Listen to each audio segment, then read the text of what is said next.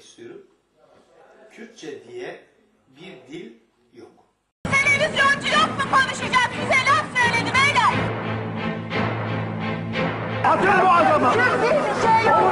Kürt diye bir şey yok. Dövücülük yapıyorsun! Atın bu adamı! Sonunda O Ses Türkiye'de Kürtçe şarkı söyletildi. Aramızda buna inanan kaç kişi oldu acaba? Ben kendim olarak hiç inanmadım. Yani O Ses Türkiye'de bir Kürtçe şarkı söyletilecek. Artık sebep ne için bize bu kadar düşmanlar bilmiyorum hani. Eskiden O Ses Türkiye hakkında konuştuğum videoları izlediniz mi izlemediniz mi bunu pek bilmiyorum. Çok video çektim, buralarda izleyebilirsiniz. Bugünkü videomuzda birkaç bir şey hakkında konuşup videoyu kapatacağım. Gerçekten hani O Ses Türkiye'de Kürtçe şarkı söyletilmesini isteyen binlerce kişi var. Binlerce hatta milyonlarca kişi var. Ama maalesef bir şey yapmıyorlar. Çünkü tek istiyorlar. Hazır gelsin bitti. Yani bir şey yapmak istemiyorlar. Video yaptım. Milyonlarca izlendi video. Video hatta 2 milyona az kala ulaşacak. İmza kampanyası yaptım. Kimse vakitini verip de imza kampanyasına gelip de bir imza atmadı. Kimse vaktini vermedi yani.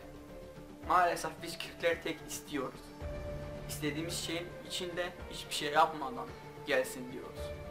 Yani bu kadar çalıştık, bu kadar video yaptık, internete koyduk. Siz de kalkıp da site açtık. O site 2 dakika girip de imzana atamıyor musunuz? Videomuzun şimdi konuşacağımız konu şu arkadaşlar. Hasan herhalde tanıyorsunuz bu adamı. Fotoğrafını buraya koyacağım. Adı Hasan. Doğru muydu böyle bir şey? Pek hatırlamıyorum. Twitter'ımda bu videoyu paylaştım. Hani O Ses Türkiye'de neden Kürtçe şarkı yasak? Tweetimi beğendi o. Beğeni koydu. Yani bana hak veriyor demek. Videomu izlemiş, bana beğeni koymuş. Twitter'da onun şahsi Twitter'ı. Resmi Twitter'ı yani. Şimdi mesela Diyarbakır Ferhat bu adam. Şimdi O Ses Türkiye'de arkadaşlar. Şimdi bazılarımız bunu tartışabilir. O Ses Türkiye hani bir şarkı söyleyen bir insansın. Sana böyle bir şey eline geçerse katılırsın yani. Katılırsın. Hani şarkıcıların en çok istediği şey bu. Ön. En çok istedikleri şey ön tanınmak. Yani böyle, dünya böyle arkadaşlar. Şimdi Diyarbakırlı Fırat kanalı şarkı paylaşmış eskiden arkadaşlar. Bir Kürtçe şarkı. Yani eskiden tanınmıyordu, Kürtçe şarkı paylaşmış YouTube kanalında. Şimdi de O Ses Türkiye'ye çıktığı zaman tanındı. Millet de ona böyle yorum yazmış arkadaşlar onun YouTube kanalında. Emrah ve Dudan gibi bu kardeşimiz de Kürtçe şarkı söylemesini beklemeyin. Beklemeyeyim mi? Böyle bir şey yazmış.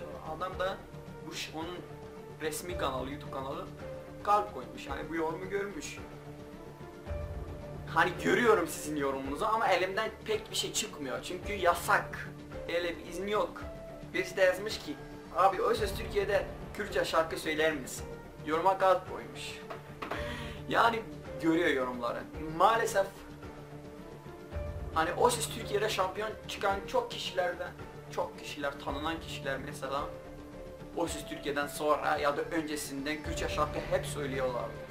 Ama O Ses Türkiye'ye katıldıkları zaman Kürtçe şarkı yasak oluyor.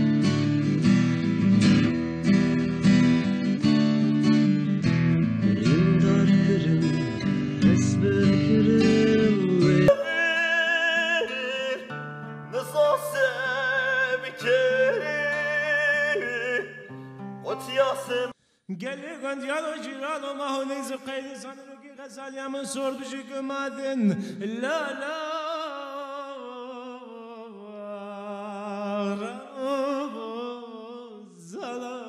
Sinir oldum ya. Hani diyor ya Acun Bey birisi terbiyeli bir şekilde yorum yaptığı zaman ya tamam Acun abimiz neden O Ses Türkiye'de Kürtçe şarkı söylemiyorsun? Neden yasak? Bunun cevabını lütfen verir misin? Ha şimdi bazıları diyor ki Acun nereden senin videonu görsün? Kardeşim eski videoma git 2 milyon izlenmiş. Birisi hemen 1 milyon ulaşmış. Acun her küçük şeyden haberi oluyor. Yani sence bu videomu görmüş olamaz mı? İmkansız mı? Arkadaşlar inan bu 2 milyona ulaşan videom Acun görmüştür. Çünkü sen YouTube'dan yaz O Ses Türkiye Kürtçe şarkı ya da O Ses Türkiye böyle bir şey yaz. Videom ilk sırada ya da 2 sırada çıkıyor arkadaşlar. Yani videom ona ulaşmıştır. Yani yorumlarda da bu kadar yorum gelmiş. Acun istediği şeye cevap veriyor ama keyfine gelmediği şeylere de cevap vermiyor. Haklılar. Şimdi O Ses Türkiye'ye başvuru yapan binlerce genç kardeşlerim, arkadaşlarım Instagram'da bana ulaşıyorlar. Diyorlar ki katıldık. Dedi ki Kürtçe şarkıya ulaştığım zaman vallahi billahi yüz ifadeleri değişti. Bir de bana dediler ki hani seni kabul etmedik. Evet, O Ses Türkiye'de maalesef 2019'dayız ve programda hala dilimiz yasak. Şarkı Kürtçe dili hala yasak.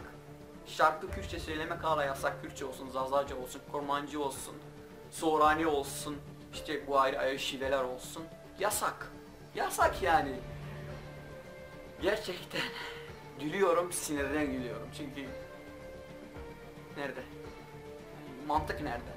Mantık sebep ne? Düşman mıyız? Düşman değiliz. Kardeş, hep kardeşiz diyoruz. Ya da böyle de bir şey olabilir, böyle bir şey olabilir. Acun Bey, sen de bu insanlar gibi misin? Televizyoncu yok mu konuşacak? Bize laf söyledi beyler.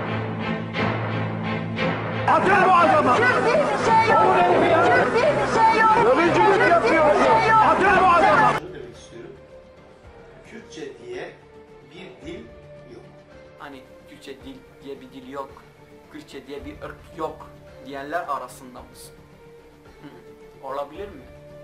Şimdi bu programa Acun kendi başına kendi de söyledi, programa katıldıkları zaman bir yere imza veriyorlar. Hani program hakkında herhangi bir eleştiri yapmayacağız. Program hakkında herhangi bir yerde siz istemedikten sonra konuşmayacağız.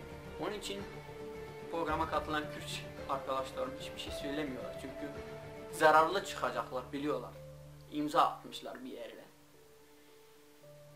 Ve bir de bu videom bu kadar, çok daha uzun tutmak istemiyorum ama nedense O Ses Türkiye'den sonra ya da öncesi çıktıktan sonra her yerde Kürtçe şarkı söylüyorlar bu kardeşlerimiz. Yani severek de söylüyorlar ama bir tek O Ses Türkiye'de yasak.